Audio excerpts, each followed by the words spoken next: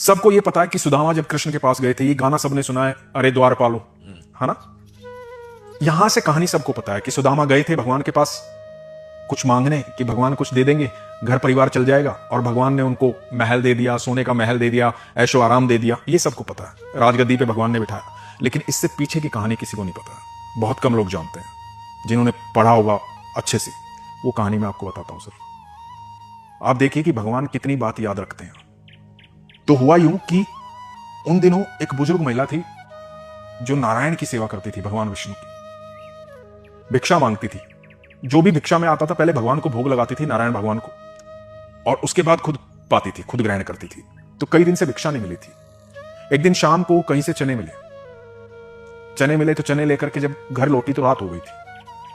तो उसको भोग लगाना था भगवान को।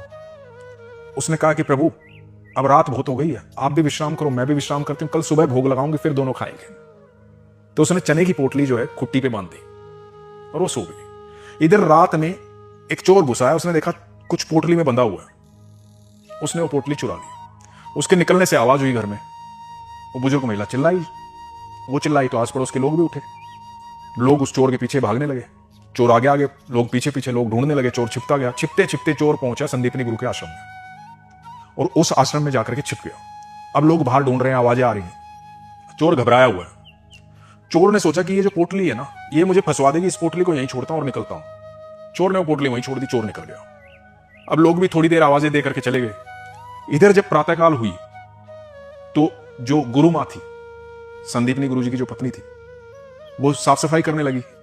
तो उनको वो पोटली मिली। वो पोटली खोल के देखा तो उसमें चने थे, कि भाई चने कहां से आए यहां पे। तो बोले चलो कोई बात नहीं, ये तो व्यवस्था है भोजन की, तो ये तो काम ही आ जाएगा। तो इधर सुदामा और कृष्ण जो हैं वो लकड़ियां बीनने जंगल में जा रहे थे।